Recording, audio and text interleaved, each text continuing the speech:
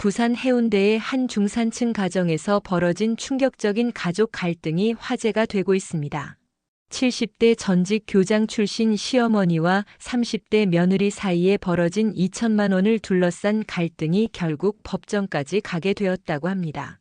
처음에는 단순한 고부 갈등으로 보였던 이 사건이 명품 쇼핑 중독, 협박, 그리고 예상치 못한 반전으로 이어지며 많은 이들에게 충격을 주고 있다고 하는데요. 과연 무슨 일이 있었던 걸까요? 지금부터 여러분께 그 특별한 이야기를 전해드리겠습니다. 여기서 잠깐 더 많은 이야기와 재미있는 콘텐츠를 놓치지 않으시려면 지금 바로 구독과 알림 설정을 해주세요. 여러분의 관심이 저희 채널에게 큰 힘이 됩니다. 여든을 바라보는 나이에도 한성래는 매일 아침 6시에 일어났습니다. 40년간 교장으로 재직하며 쌓인 습관이죠. 오늘도 어김없이 일어나 창문을 열고 부산 해운대의 아침 공기를 마셨습니다. 은퇴한 지 10년이 넘었지만 여전히 규칙적인 생활을 유지하고 있었어요. 성래는 홀로 사는 삶에 익숙해졌습니다. 남편이 세상을 떠난 지 5년, 아들 동아는 결혼한 지 3년째였지만 며느리 장미영과는 그리 가깝지 않았어요. 미영은 항상 바쁘다는 핑계로 안부 인사도 문자로 때우는 편이었죠. 그래서 오늘 아침 미영에게서 온 전화가 더욱 의외였습니다. 어머님 안녕하세요. 오늘 시간 괜찮으세요? 미영의 목소리가 평소보다 밝고 다정했어요. 제가 백화점 좀 구경하려고 하는데 어머님도 함께 나가실래요? 점심도 제가 대접할게요. 성래는 잠시 멈칫했습니다. 평소 냉담하던 며느리가 갑자기 이렇게 적극적으로 나온 게 어색했어요. 하지만 거절할 이유도 없었죠. 그래, 좋다. 몇 시에 만날까? 11시에 센텀시티 백화점 정문에서 만나요. 어머님 정말 기대돼요. 전화를 끊고 나니 묘한 기분이 들었습니다. 3년 동안 며느리와 단둘이 나간 적이 손에 꼽을 정도였는데 오늘은 왜 갑자기 이런 제안을 했을까요? 성래는 옷장을 열며 생각에 잠겼어요. 평소 입던 단정한 블라우스와 치마를 골라 입으며 거울을 봤습니다. 72세라지만 아직 자신을 돌보는 일은 게을리하지 않았어요. 센텀시티에 도착하니 미영이 벌써 와 있었습니다. 30대 초반의 미영은 오늘따라 더욱 화려하게 차려입었어요. 명품 브랜드 로고가 선명한 가방을 들고 하이힐 소리를 또각또각 내며 다가왔죠. 어머님, 오늘 정말 멋지세요. 미영이 팔짱을 끼며 말했어요. 저희 오늘 재밌게 보네요. 백화점 안으로 들어서자 미영의 발걸음이 빨라졌습니다. 평소라면 카페나 의류 매장을 둘러볼 텐데 오늘은 곧장 명품관으로 향했어요. 성래는 미영의 뒷모습을 보며 뭔가 계획된 느낌을 받았습니다. 어머님, 여기 가방들 진짜 예쁘지 않아요? 미영이 한 브랜드 매장 앞에서 멈춰 섰어요. 진열장에는 수백만 원을 호가하는 가방들이 즐비했죠. 저 좀 구경해도 될까요? 매장 직원이 다가와 친절하게 인사했습니다. 어서 오세요. 오늘 새로 들어온 제품들 보여드릴까요? 미영의 눈이 반짝였어요. 네. 특히 저 악어 가죽으로 된 거 보여주세요. 직원이 가져온 가방은 정말 아름다웠습니다. 광택이 나는 검은색 악어 가죽에 금색 장식이 어우러진 클래식한 디자인이었어요. 하지만 가격표를 보는 순간 성래는 깜짝 놀랐습니다. 1980만 원이라는 숫자가 선명하게 적혀 있었거든요. 와, 정말 예쁘다. 미영이 가방을 어깨에 메고 거울을 봤어요. 어머님, 이거 저한테 어울리죠? 정말 갖고 싶어요. 그 순간 성래는 모든 걸 깨달았습니다. 오늘의 만남, 갑작스러운 친절, 그리고 이 명품관 나들이의 진짜 목적을 말이에요. 미영은 처음부터 이 가방을 염두에 두고 있었던 거였죠. 미영아, 이 가방 너무 비싸구나.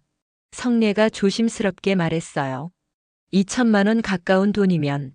어머님, 저 결혼하고 나서 한 번도 이런 가방 사본 적 없어요.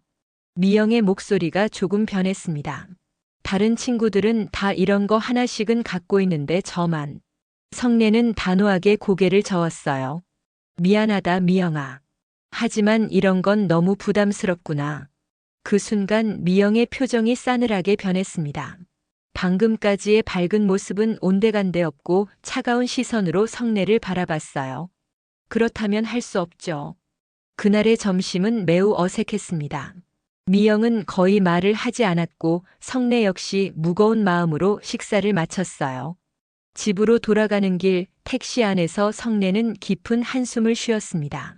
이제야 며느리의 진짜 모습을 본 것 같아서 마음이 무거웠어요. 그날 이후 미영은 사흘 동안 연락이 없었습니다.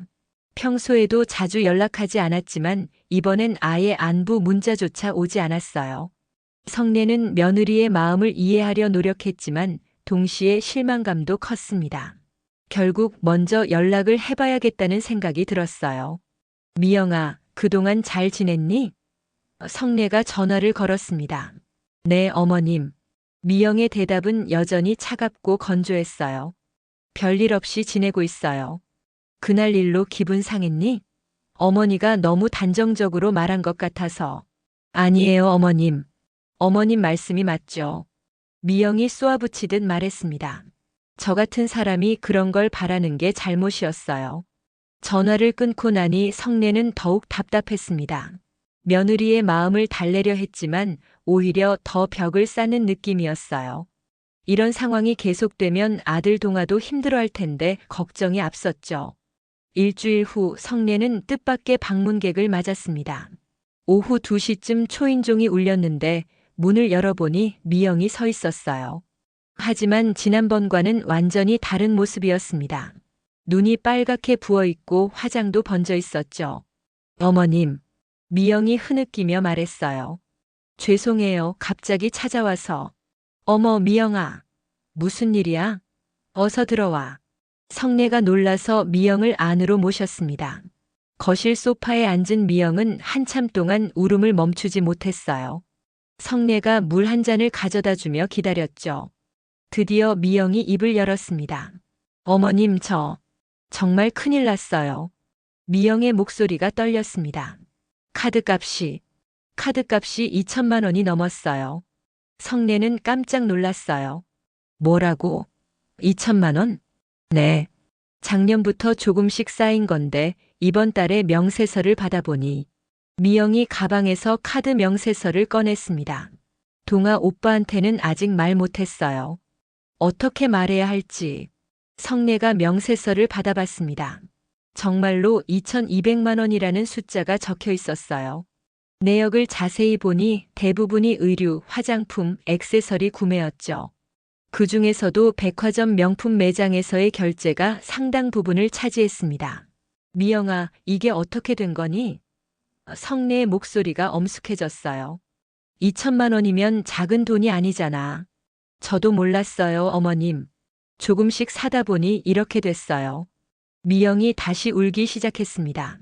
친구들이랑 만날 때마다 부끄러워서, 저만 초라해 보이는 것 같아서. 성내는 한숨을 깊게 쉬었어요. 며느리의 허영심이 이 지경까지 이르렀다니 말이 나오지 않았죠. 그래서 나한테 왜 온 거니? 미영이 성내의 손을 잡았습니다. 어머님, 도와주세요. 제가 이 돈을 갚을 방법이 없어요. 동아 오빠 월급으로는 한 달에 100만 원씩 갚아도 2년이 걸려요. 그건 너희 부부가 해결해야 할 문제 아니니? 성내가 차분히 말했어요. 내가 왜 너의 카드값을 갚아야 하지? 미영의 표정이 순간 변했습니다.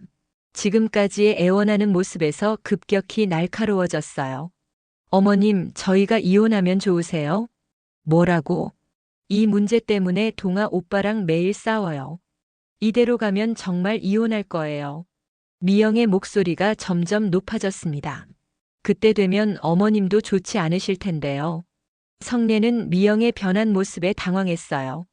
방금까지 울며 애원하던 사람이 갑자기 협박하는 투로 나오다니요.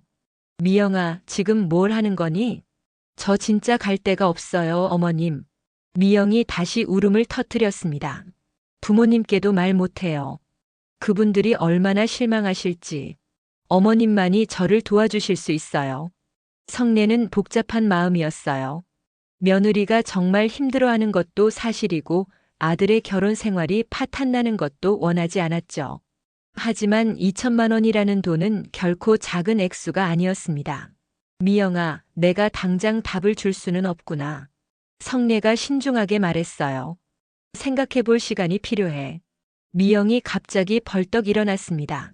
생각하실 시간이요? 어머님, 저는 지금 당장 답이 필요해요. 미영아, 진정해. 이런 큰일을 어떻게 즉석에서 결정하라고 하니? 그럼 제가 어떻게 해요? 미영의 목소리가 날카로워졌어요. 이대로 가면 정말 이혼해야 해요. 그게 어머님이 원하는 거예요? 그 순간 성례는 며느리의 진짜 모습을 완전히 봤습니다. 처음에는 애교 섞인 부탁이었다가 그 다음엔 눈물로 호소했고 이제는 협박까지 하고 있었어요. 이 모든 게 계획된 연극이었다는 걸 깨달았죠. 미영아, 오늘은 여기서 그만하자. 성례가 단호하게 말했습니다. 너도 집에 가서 차분히 생각해봐. 미영은 마지막으로 성례를 노려봤어요.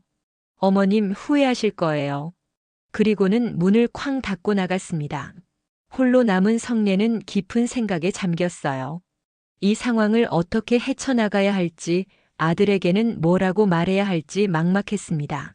미영이 다녀간 지 이틀 후 성례는 아들 동아에게서 전화를 받았습니다. 목소리가 많이 지쳐 있었어요. 엄마 안녕하세요. 시간 괜찮으세요? 동아의 음성이 평소보다 무거웠습니다. 그래, 무슨 일이야? 성례도 예감이 좋지 않았어요. 엄마, 미영이가 며칠 전에 어머니를 뵈었다고 하던데 혹시 무슨 얘기 나누셨어요? 성례는 잠시 망설였습니다. 아들에게 며느리의 카드빚 이야기를 해야 할지 고민됐어요. 응, 잠깐 들렀다 갔어. 왜? 미영이가 요즘 이상해요, 엄마. 맨날 울고 있고 저한테도 화내고. 동아가 한숨을 쉬었습니다. 혹시 엄마가 미영이한테 뭔가 섭섭한 말씀 하셨나요? 성례는 답답했어요. 며느리가 아들에게 자신의 잘못은 숨기고 시어머니 탓만 하고 있다는 걸 알 수 있었죠. 동아야, 내 아내한테 직접 물어봐. 정확한 상황을 알아야 하지 않겠니? 그게 미영이가 말을 안 해요. 그냥 어머니가 자기를 싫어한다고만 하고. 그때 전화 너머로 미영의 목소리가 들렸습니다. 오빠, 누구랑 통화해요?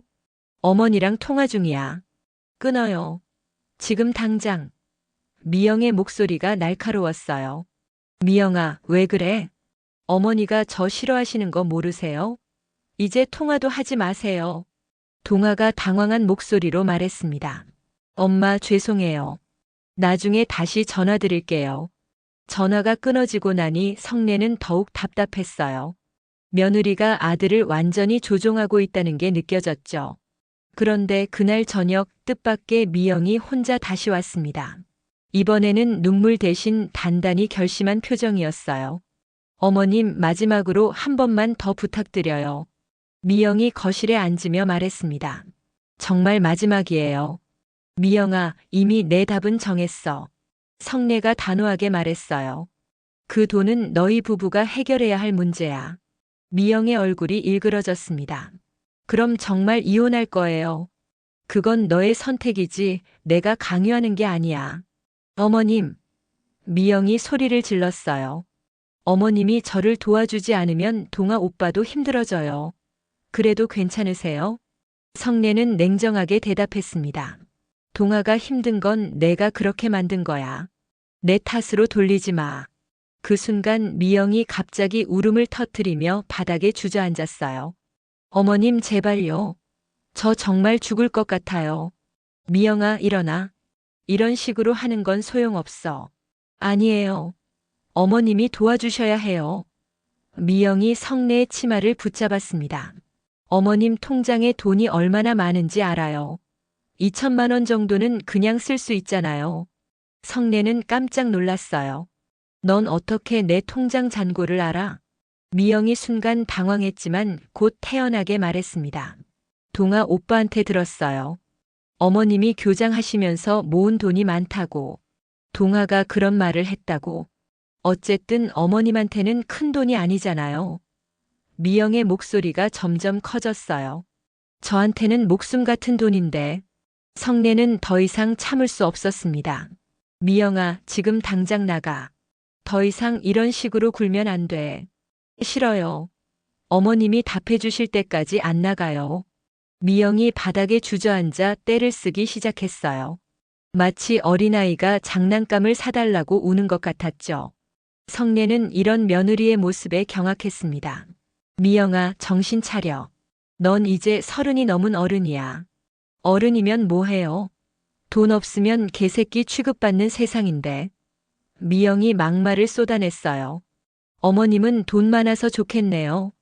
저처럼 쪼들릴 일 없으니까. 그 순간 성례는 완전히 화가 났습니다. 미영아, 지금 당장 나가. 다시는 이런 식으로 우리 집에 오지 마. 안 나가요. 어머님이 제 부탁을 들어주실 때까지. 미영이 소파에 달라붙었어요. 성례는 결국 휴대폰을 꺼내 동아에게 전화를 걸었습니다. 동아야, 당장 집에 와서 내 아내 좀 데려가라. 엄마, 무슨 일이에요? 설명은 나중에 하고 지금 당장 와. 30분 후 동아가 헐레벌떡 도착했습니다. 집안의 상황을 보고는 당황했어요.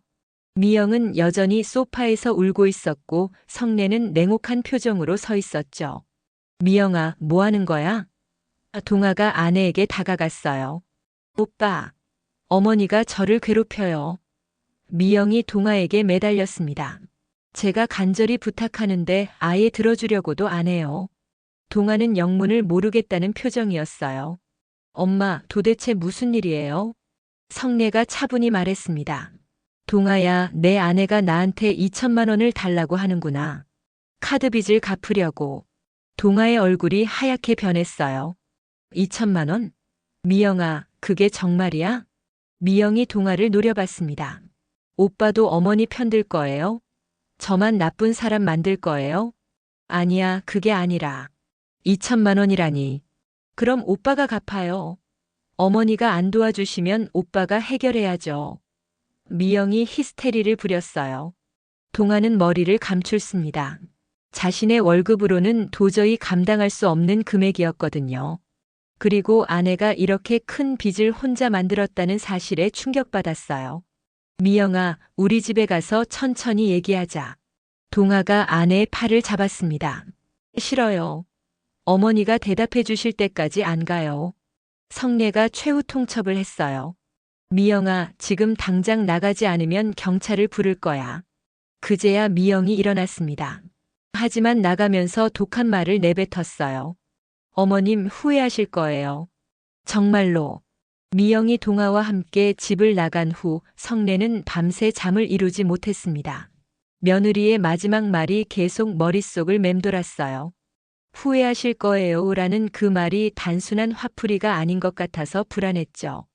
다음 날 오전 동아에게서 전화가 왔습니다. 목소리가 많이 지쳐 있었어요. 엄마, 어제는 죄송했습니다. 미영이가 너무 심했어요. 동아야, 괜찮다. 그런데 너희들 사이는 어떻게 됐니? 미영이랑 밤새 얘기했는데. 동아가 한숨을 쉬었습니다. 카드 빚이 정말 2,200만 원이 맞아요. 제가 전혀 몰랐던 거예요. 성례는 안타까웠어요. 아들이 얼마나 충격받았을지 짐작이 갔죠. 그래서 어떻게 하기로 했니? 일단 저희가 해결해 보려고 해요. 제 적금도 깨고 대출도 받아서. 동아의 목소리가 떨렸습니다. 하지만 솔직히 막막해요. 동아야, 엄마는 미안하지만. 아니에요, 엄마. 저도 엄마한테 그런 부담 드릴 생각 없어요. 동아가 단호하게 말했습니다. 이건 저희 부부 문제니까요. 전화를 끊고 나니 성례는 복잡한 마음이었어요. 아들이 고생하는 걸 보고 싶지 않았지만 며느리의 요구를 들어줄 수도 없었죠. 그런데 이틀 후 정말 예상치 못한 일이 벌어졌습니다. 오후 3시쯤 초인종이 울렸어요. 문을 열어보니 중년 부부가 서 있었습니다. 남자는 값비싼 정장을 입고 있었고 여자는 명품 핸드백을 들고 있었어요. 미영의 부모였죠. 안녕하세요, 장 회장입니다. 남자가 명함을 내밀며 말했습니다. 딸 미영의 아버지고요. 이쪽은 제 아내입니다. 성례는 당황했어요. 미영의 부모를 만난 건 결혼식 이후 처음이었거든요. 아, 네. 어서 들어오세요. 거실에 앉은 장 회장 부부는 처음부터 기세등등했습니다. 장 회장이 먼저 입을 열었어요. 한성래 씨, 우리 딸한테 들었습니다. 그의 목소리가 차갑게 식어 있었어요. 어머니가 우리 미영이를 많이 괴롭히신다면서요? 괴롭힌다뇨? 무슨 말씀이신지. 장 여사가 끼어들었습니다. 우리 딸이 간절히 부탁하는데 아예 들어주려고도 안 하신다면서요? 2천만 원이 그렇게 큰 돈인가요? 성례는 황당했어요. 며느리가 부모에게 어떻게 말했는지 짐작이 갔죠. 잠깐만요. 상황을 정확히 아세요? 상황이 뭐가 있어요? 장 회장이 목소리를 높였습니다. 우리 사위가 월급쟁이라 돈이 없는 거 아시잖아요. 그런데 시어머니가 도와주지 않으면 누가 도와줘요? 저희 딸이 얼마나 힘들어하는지 아세요? 장 여사도 가세했어요. 맨날 울면서 전화해요. 시어머니가 자기를 싫어한다고. 성례는 깊게 숨을 들이쉬었습니다. 미영이가 어떻게 그 빚을 만들었는지 아세요? 그게 중요해요. 장 회장이 테이블을 탁 쳤습니다. 어차피 가족인데 도울 수 있을 때 도와야 하는 거 아니에요? 미영이가 명품 쇼핑으로 만든 빚이에요. 그것도 남편 몰래요. 장 여사가 코웃음을 쳤어요. 젊은 여자가 꾸미고 싶어 하는 게 뭐가 잘못이에요? 시어머니가 그 정도는 이해해줘야죠. 성례는 이 부모에게서 미영의 성격이 어디서 나왔는지 알 수 있었어요. 자식의 잘못은 눈 감아주고 남 탓만 하는 전형적인 모습이었죠. 그래서 오늘 왜 오셨나요? 성례가 차분히 물었습니다. 장 회장이 가방에서 서류를 꺼냈어요. 이건 차용증입니다. 2천만 원만 빌려주세요. 1년 안에 갚겠습니다. 차용증까지 준비해 오셨네요. 성례가 쓴웃음을 지었어요. 당연하죠. 우리도 돈 떼먹을 생각은 없으니까요. 장 여사가 당당하게 말했습니다. 성례는 단호하게 고개를 저었어요. 죄송하지만 도와드릴 수 없습니다. 뭐라고요? 장 회장의 얼굴이 빨갛게 달아올랐어요. 지금 우리를 무시하는 거예요? 무시가 아니라 거절입니다. 미영이의 잘못으로 생긴 문제를 제가 해결해 드릴 이유가 없어요. 한성래 씨, 장 여사가 소리를 질렀어요. 당신 교장까지 하신 분이 이렇게 인정머리 없어도 돼요? 인정머리 없다고요? 성례의 목소리도 높아졌습니다. 제가 인정머리 없는 게 아니라 당신들이 상식이 없는 거예요. 장 회장이 벌떡 일어났어요. 좋아요. 그럼 우리 딸이 이혼해도 상관없다는 거네요. 그건 미영이가 선택할 일입니다. 우리 딸 인생 망치면서 그렇게 태어내도 돼요? 장 여사가 손가락질하며 소리쳤어요. 성례도 참을 수 없었습니다. 인생을 망친 건 미영이 자신이에요. 남편 몰래 2천만 원짜리 빚을 만들어 놓고 시어머니 탓이라고요? 당신이 도와주면 되는 일을 왜 그렇게 복잡하게 만들어요? 도와달라고 부탁하는 게 아니라 협박하고 강요하잖아요. 거실이 아수라장이 되었어요. 장 회장 부부는 계속 고함을 지르며 성례를 몰아붙였고 성례도 더 이상 참지 않고 맞받아쳤죠. 한성례 씨, 우리 딸이 당신 아들과 이혼하면 당신도 좋을 게 없을 거예요. 장 회장이 위협적으로 말했습니다. 그런 협박 그만하세요. 협박이 아니라 사실이에요. 요즘 세상에 이혼하면 남자가 더 손해라는 거 모르세요? 그때 성례는 결심했어요. 더 이상 이런 사람들과 얘기해봐야 소용없다는 걸 깨달았죠. 조용히 휴대폰을 꺼내 녹음을 시작했습니다. 장 회장님, 마지막으로 말씀드리겠습니다. 성례가 침착하게 말했어요. 저는 미영이의 카드 빚을 대신 갚아드릴 생각이 없습니다. 그리고 앞으로 이런 식으로 저를 협박하거나 강요하시면 법적 조치를 취하겠습니다. 법적 조치? 장 회장이 비웃었어요. 뭘로요? 명예훼손, 강요, 협박. 죄목은 충분하네요. 장 여사가 코웃음을 쳤습니다. 에이, 무슨 그런 걸로. 그럼 우리도 당신을 고소할 거예요. 우리 딸 괴롭힌 거. 좋아요. 서로 법정에서 봅시다. 장 회장 부부는 마지막으로 독한 말을 내뱉고 나갔어요. 한성례 씨, 정말 후회하실 거예요. 우리 딸이 얼마나 무서운지 아직 모르시는군요. 문이 닫히고 나니 성례는 녹음을 멈췄습니다. 이 모든 대화가 증거로 남았어요. 이제 정말 전쟁이 시작된 것 같았습니다. 장 회장 부부가 다녀간 지 사흘 후 성례는 예상했던 일이 벌어졌다는 소식을 들었습니다. 동아에게서 온 전화였어요. 엄마, 큰일 났어요. 동아의 목소리가 떨리고 있었습니다. 미영이가 이혼 소송을 준비한대요. 성례는 놀라지 않았어요. 이미 예감하고 있었거든요. 그래, 그렇게 나올 줄 알았다. 변호사까지 선임했다고 해요. 그리고 동아가 말을 머뭇거렸습니다. 재산 분할하고 위자료까지 요구할 거래요. 위자료? 성례의 목소리가 차가워졌어요. 무슨 명목으로? 시어머니가 며느리를 정신적으로 괴롭혔다는 거예요. 그래서 결혼 생활을 유지할 수 없게 됐다고. 성례는 한바탕 웃었습니다. 어이가 없어서 나온 웃음이었어요. 참 대단하구나, 정말. 엄마, 어떻게 해야 해요? 제가 뭘 잘못했는지도 모르겠고. 동아야, 너는 잘못한 게 없어. 내 아내가 문제인 거야. 성례가 단호하게 말했습니다. 엄마도 이제 가만히 있지 않을 거다. 전화를 끊고 나서 성례는 곧바로 변호사 사무실에 전화를 걸었어요.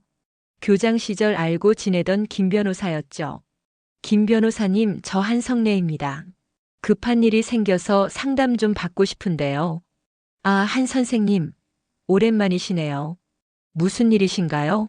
며느리가 저를 상대로 소송을 걸려고 하는데 제가 먼저 대응하고 싶어서요.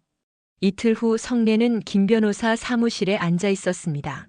녹음 파일과 문자 메시지들을 모두 준비해 갔어요. 선생님, 상황이 정말 심각하네요.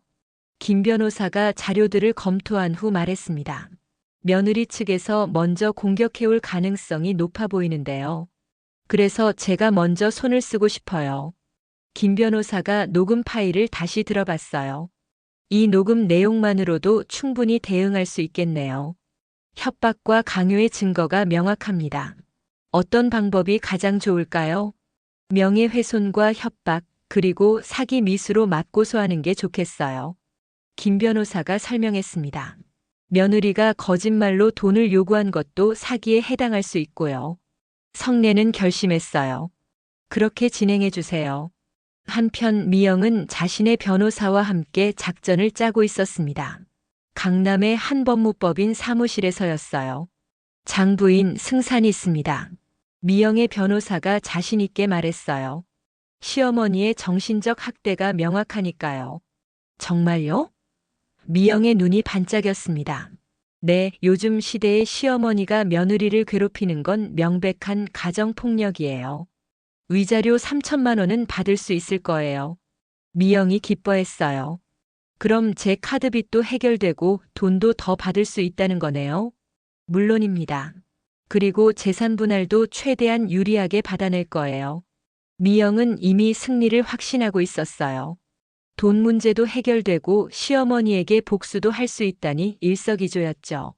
그런데 일주일 후 미영에게 예상치 못한 소식이 들려왔어요. 자신의 변호사에게서 온 전화였습니다. 장부인, 큰일 났습니다. 변호사의 목소리가 당황스러워 보였어요. 무슨 일이에요? 시어머니 측에서 먼저 고소장을 냈어요. 명예훼손, 협박, 사기 미수로요. 미영은 깜짝 놀랐습니다. 뭐라고요? 그럴 리가 없어요. 그리고 증거도 상당히 많이 가지고 있는 것 같아요. 녹음 파일도 있고.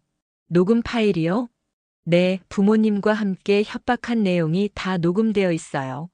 미영의 얼굴이 하얗게 변했어요. 자신이 완전히 역공을 당했다는 걸 깨달았죠. 한편 동아는 회사에서 힘든 하루를 보내고 있었어요. 아내의 소송 준비 때문에 집안이 완전히 뒤바뀌었거든요. 점심시간에 어머니께 안부 전화를 드렸습니다. 엄마, 안녕하세요.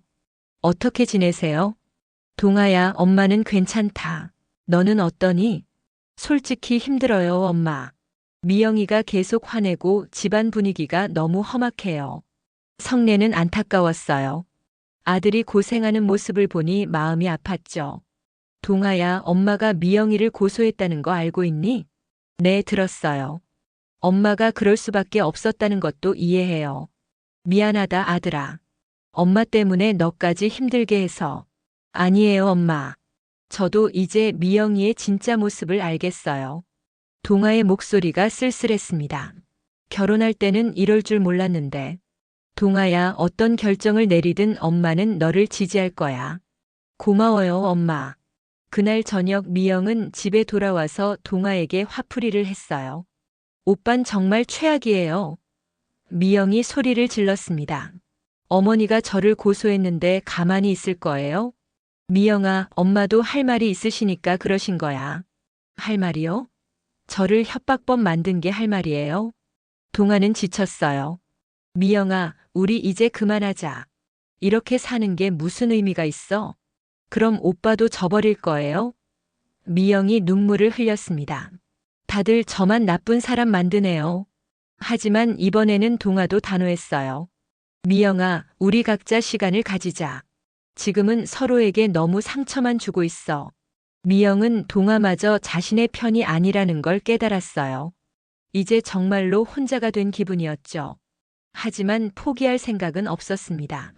어떻게든 이 상황을 뒤집어야 했어요. 다음 날 미영은 부모에게 전화를 걸었습니다. 아빠, 저 큰일 났어요. 시어머니가 저를 고소했어요. 뭐라고? 감히 우리 딸을? 어떻게 해야 해요?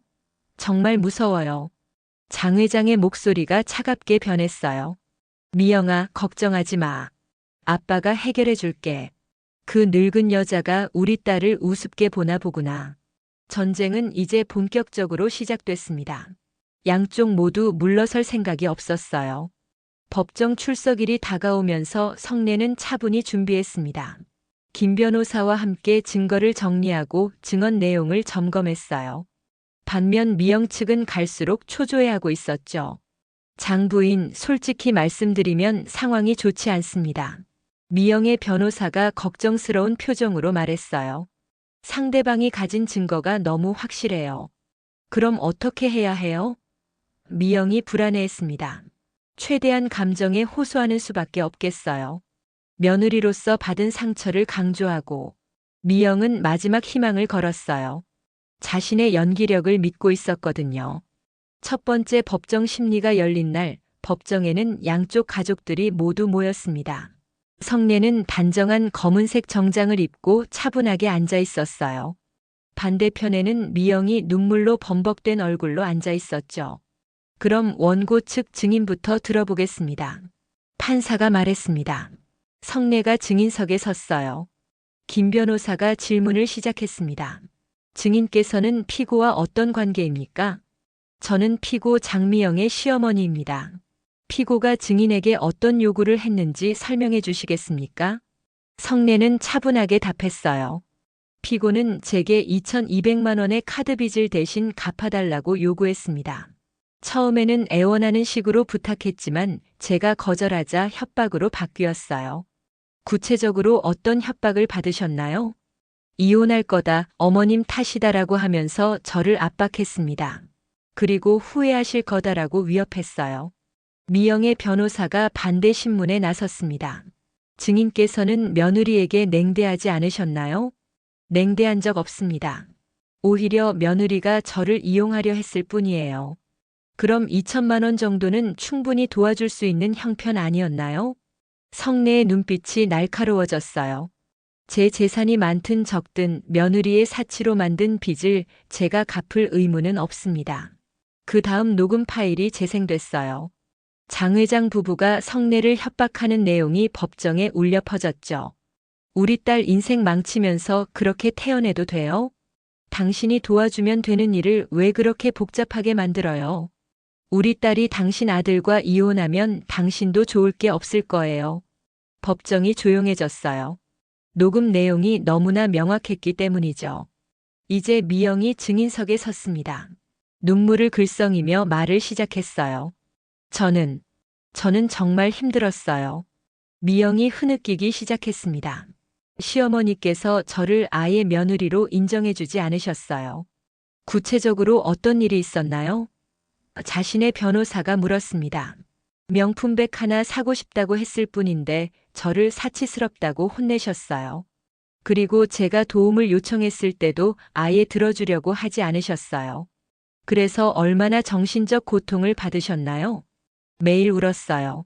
남편한테도 말 못하고 친정 부모님께도 창피해서 미영이 더욱 크게 울기 시작했습니다. 하지만 김 변호사의 반대 신문이 시작되자 상황이 달라졌어요. 피고는 카드 빚이 얼마나 됐다고 하셨나요? 2,200만 원입니다. 그 돈을 어디에 썼나요? 미영이 말을 머뭇거렸어요. 생활비랑 필요한 것들. 이게 피고의 카드 사용 내역서입니다. 김 변호사가 서류를 제시했습니다. 백화점 명품관에서의 결제가 전체의 80%를 차지하고 있네요. 이게 생활비인가요? 그건. 그리고 여기 보세요. 같은 브랜드 가방을 여러 개 구매한 기록이 있습니다. 중고거래 사이트에서 판매한 내역도 확인됐고요. 이건 뭔가요? 미영의 얼굴이 창백해졌어요. 그건 마음에 안 들어서 산지 일주일 만에 팔았나요? 그것도 여러 번.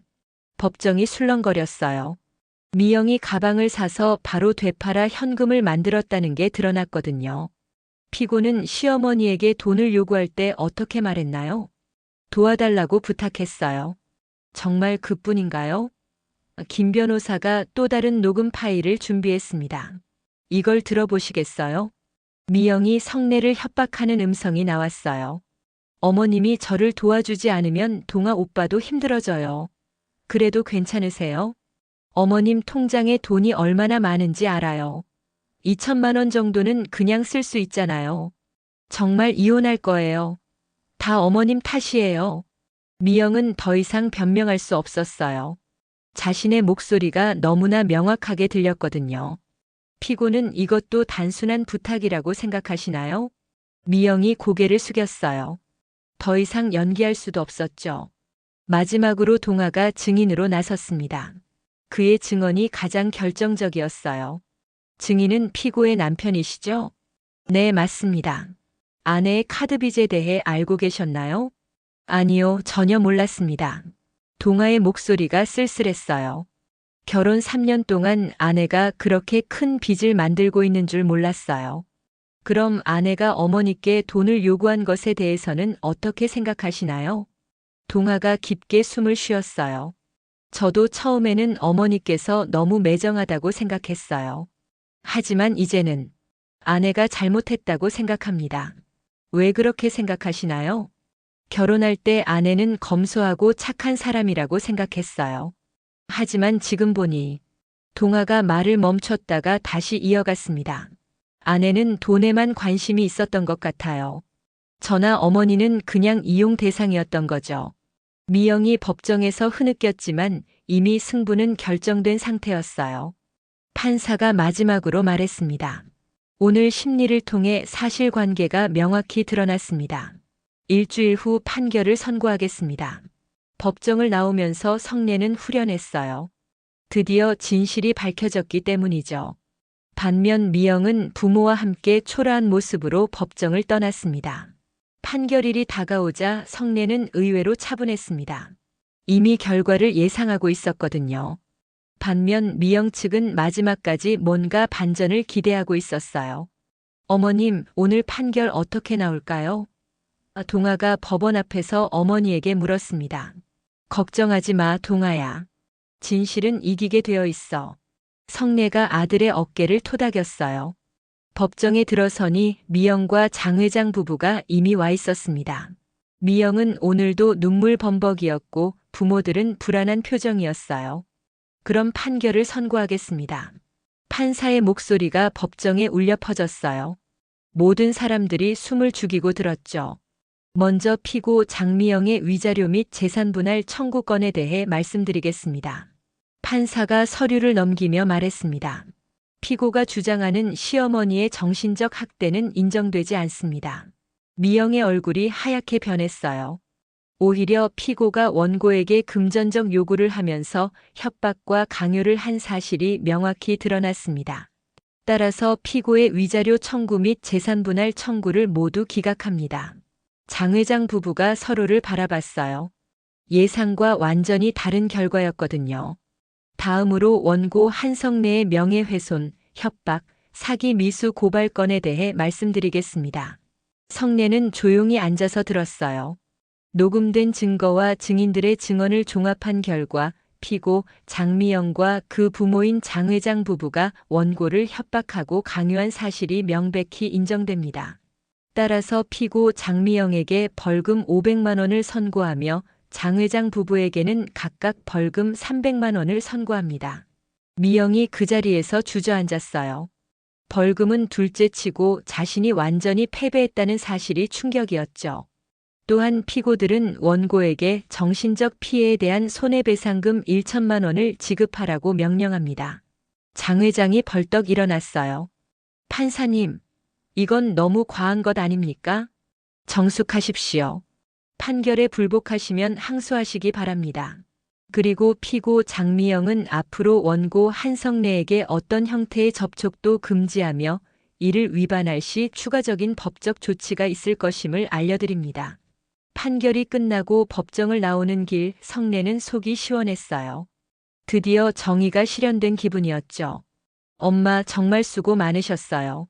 동아가 어머니의 팔을 잡으며 말했습니다. 이제야 끝났구나. 성래가 깊게 숨을 쉬었어요. 반면 미영은 부모와 함께 법원 계단에 앉아 울고 있었어요. 모든 계획이 수포로 돌아갔거든요. 미영아, 이제 어떻게 할 거야? 장 여사가 딸을 걱정스럽게 바라봤어요. 몰라요. 정말 모르겠어요. 미영이 흐느꼈습니다. 이혼도 안 되고 돈도 못 받고 오히려 벌금까지. 장 회장도 한숨만 쉬었어요. 이렇게 될 줄 알았으면. 하지만 이미 돌이킬 수 없었죠. 며칠 후 동아가 어머니 집을 찾았습니다.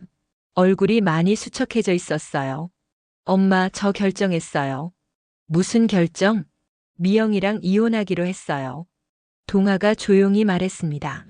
더 이상은 안 되겠어요. 성래는 예상했던 일이지만 마음이 무거웠어요. 동아야, 정말 그렇게 하는 게 좋겠니? 네, 엄마. 이번 일로 미영이의 진짜 모습을 다 봤어요. 동아의 목소리가 단호했습니다. 처음부터 저는 그냥 이용당한 거였어요. 그래, 내가 결정한 일이면 엄마가 지지해 줄게. 고마워요, 엄마. 그리고 그동안 엄마한테 미안했어요. 동아가 고개를 숙였습니다. 처음에는 엄마가 너무 냉정하다고 생각했어요. 괜찮다, 아들아. 내가 깨닫기까지 기다려줄 수 있어. 동아가 어머니를 꼭 안았어요. 앞으로는 엄마 말씀 잘 들을게요. 한편 미영은 친정집에서 부모와 함께 앞으로의 계획을 세우고 있었어요. 미영아, 이제 정말 어떻게 할 거야? 장 회장이 걱정스럽게 물었습니다. 아빠, 저 다른 지역으로 이사 가려고 해요. 미영이 지친 목소리로 말했어요. 여기서는 더 이상 살 수 없을 것 같아요. 그래, 그게 좋겠다.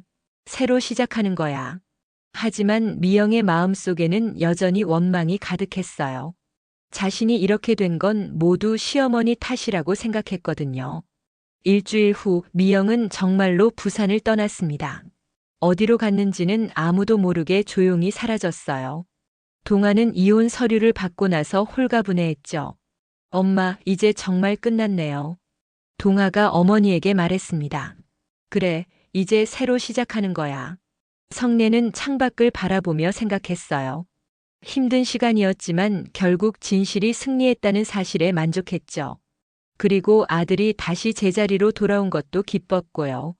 동아야, 앞으로는 사람을 제대로 보고 만나라. 네, 엄마. 이번에 정말 많이 배웠어요.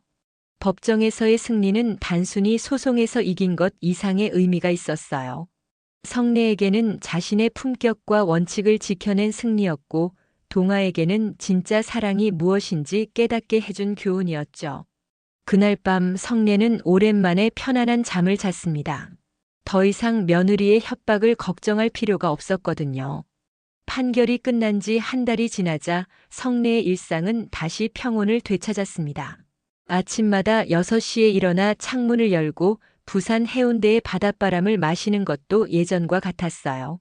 하지만 무언가 달라진 게 있었다면 마음이 훨씬 가벼워졌다는 점이었죠. 엄마, 오늘 날씨 정말 좋네요.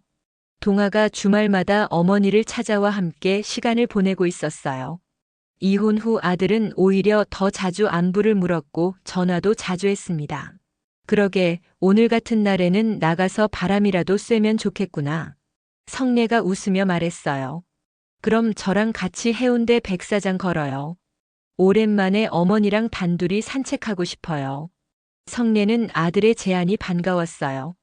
미영과 결혼한 후로는 이런 시간을 가지기 어려웠거든요. 항상 며느리 눈치를 봐야 했고 무엇을 하든 불편했었죠. 해운대 백사장을 걸으며 성례는 지난 몇 달을 되돌아봤습니다. 처음 미영이 명품백을 사달라고 했을 때부터 법정에서 승리하기까지 정말 긴 여정이었어요. 엄마, 그때 제가 정말 어리석었어요.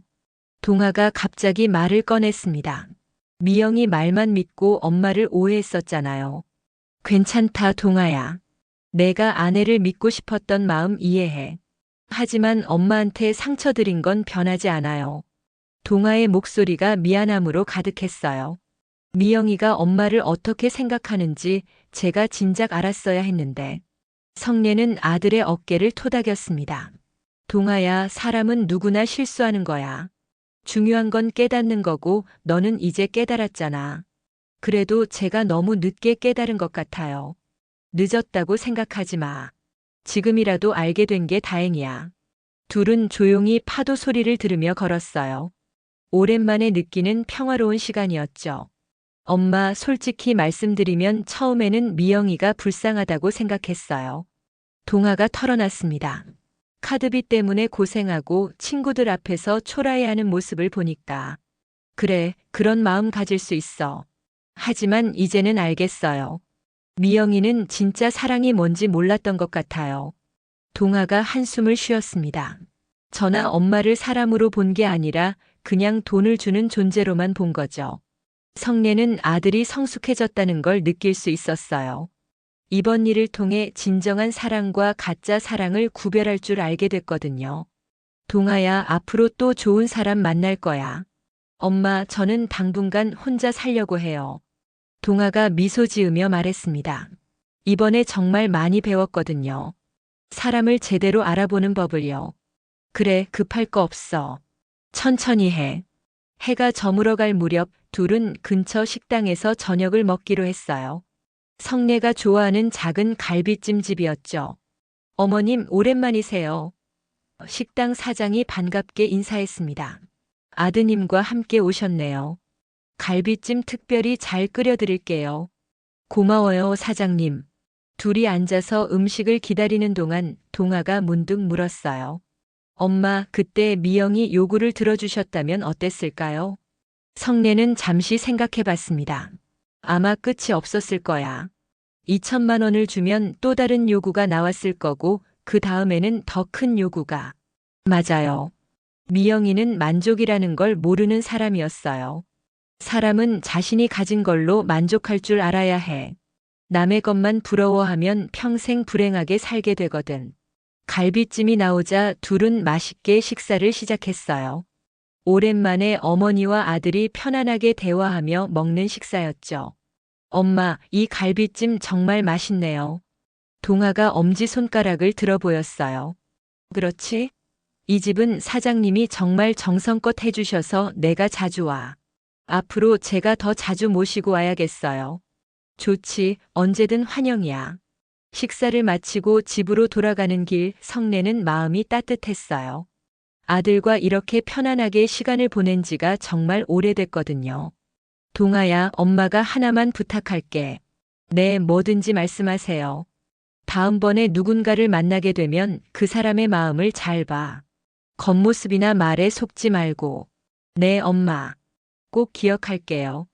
그리고 엄마는 내가 행복하면 그걸로 충분해. 돈 많은 사람 만나라고 강요하지 않을 테니까 너도 진짜 사랑하는 사람 만나렴. 동아가 어머니의 손을 꼭 잡았어요. 엄마, 정말 고마워요. 엄마가 있어서 제가 바른 길로 올 수 있었어요. 집에 도착한 후 동아는 어머니를 집까지 모시고 들어갔어요. 엄마, 그럼 저는 이만 들어갈게요. 다음 주에 또 올게요. 그래, 조심히 들어가. 집에 도착하면 문자 보내고. 동화가 나간 후 성례는 혼자 거실에 앉아 차 한 잔을 우렸어요. 조용한 집안이 편안했습니다. 더 이상 누군가의 협박이나 강요를 걱정할 필요가 없었거든요. 창밖으로 부산의 야경이 보였어요.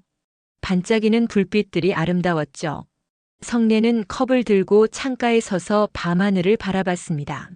이제 정말 새로 시작이구나. 성례가 혼잣말을 했어요. 지난 몇 달은 정말 힘들었지만 동시에 많은 걸 배운 시간이기도 했어요. 사람의 진짜 모습을 보는 법, 자신의 원칙을 지키는 것의 중요성, 그리고 때로는 단호하게 거절해야 한다는 것까지요. 핸드폰에 동아에게서 문자가 왔어요. 엄마, 집에 잘 도착했어요. 오늘 정말 즐거웠어요. 사랑해요. 성례는 미소를 지으며 답장을 보냈습니다. 엄마도 즐거웠어. 푹 자고 내일도 좋은 하루 보내렴. 그날 밤 성례는 오랜만에 깊고 편안한 잠에 들었어요. 더 이상 아무것도 걱정할 게 없었거든요. 며느리의 협박도 아들과의 갈등도 법정 싸움도 모두 끝났죠. 아침이 되면 또 새로운 하루가 시작될 거예요. 여전히 혼자 사는 생활이지만 이제는 정말로 평온한 노후를 보낼 수 있을 것 같았습니다. 그리고 언젠가 아들이 진짜 좋은 사람을 만나서 행복하게 살기를 바라며 성례는 조용히 눈을 감았어요. 진짜 가족이란 돈으로 이어지는 관계가 아니라 마음으로 이어지는 관계라는 걸 이제 모두가 알게 됐으니까요.